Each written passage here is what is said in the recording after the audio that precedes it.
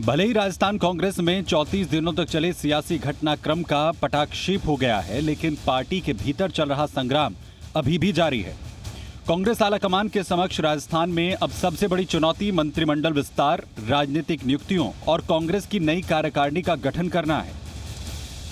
संभावित मंत्रिमंडल विस्तार पर चर्चाएं तेज। विधानसभा सत्र के बाद हो सकता है प्रदेश में मंत्रिमंडल विस्तार। 3 सदस्य कमेटी के सुझाव होंगे बहुत महत्वपूर्ण। वर्तमान में 30 सदस्य मंत्रिमंडल में हैं 22 सदस्य, लेकिन मंत्री मास्टर भंवरलाल मेघवाल के अस्वस्थ होने और गोविंद सिंह डोटासरा के पीसीसी चीफ बनने पर 10 पद हो सकते हैं खाली। वर्तमान मंत्रिमंडल से परफॉर्मेंस के आधार पर 3 से 4 मंत्रियों की हो सकती है छुट्टी। बसपा से आए विधायकों में से जोगिंदर सिंह अवाना और राजेंद्र गुढ़ा को मिल सकती है मंत्रिमंडल में जगह। निर्दलीय विधायकों में संयम लोढ़ा का नाम है सबसे आगे। पायलट कैंप से विश्वेंद्र सिंह और रमेश मीणा की होगी मंत्रिमंडल में वापसी। गहलोत कैंप से मुख्य सचेतक महेश जोशी, उप मुख्य सचेतक महेंद्र चौधरी, विधायक राजकुमार शर्मा का नाम भी प्रमुख दावेदारों में। सचिन पायलट खेमे से हेमाराम चौधरी और दीपेंद्र सिंह शेखावत के नाम को लेकर भी चर्चाएं तेज। पायलट कैंप से 2 राज्य मंत्री और 2 संसदीय सचिव भी बनाए जाने की संभावना। मुरारी लाल मीणा, गजेंद्र सिंह शक्तावत, मुकेश भाकर और वेद सोलंकी भी रेस में शामिल। चेतन डूडी, दानिश अबरार, गिरिराज सिंह मलिंगा, रोहित बोहरा को भी मिल सकती है अहम जिम्मेदारी।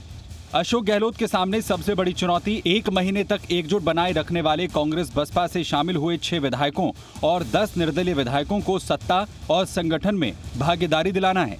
लेकिन बदलते हालात के बाद सभी को मंत्रिमंडल और राजनीतिक नियुक्तियों में एडजस्ट नहीं किया जा सकता।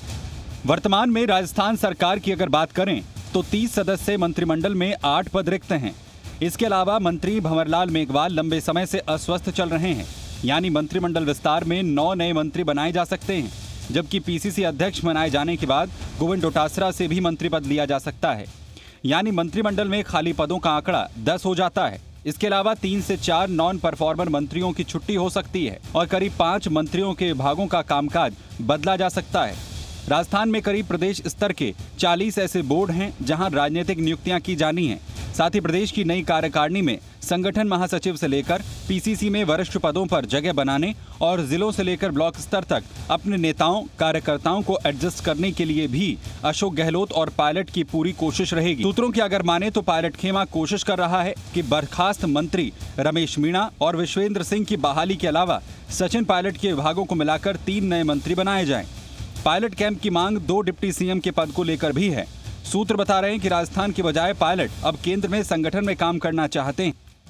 राहुल गांधी जी चाहते हैं कि कांग्रेस के कार्यकर्ता को मान सम्मान मिलना चाहिए, उसकी सरकार में हिस्सेदारी होनी चाहिए। उसको लेकर के पूरी कवायद मैं समझता हूं की जा चुकी है और हमारे आला कमान से आए हमारे अविनाश पांडे जी ने और सुरजेवाला जी ने, अजय माकन जी ने और मुख्यमंत्री जी ने सबने एक स्वर में अभी कुछ दिन पहले ये कहा है कि हम जल्द ही इन लोगों को राजनीतिक नियुक्ति देंगे। तो मैं समझता हूं संगठन का अध्यक्ष होने के नाते मैं भी ये चाहता हूं कि जो राहुल गांधी जी और सोनिया गांधी जी का जो सपना है उसको हम लोग पूरे करें। उनके जो दिशा निर्देश हैं उनके ऊपर चलते हुए हम कार्यकर्ता को जल्दी से जल्दी मान सम्मान दें। कुल मिलाकर राजस्थान में अभी सियासी तूफान थम गया है, लेकिन सब कुछ शांत नहीं हुआ है।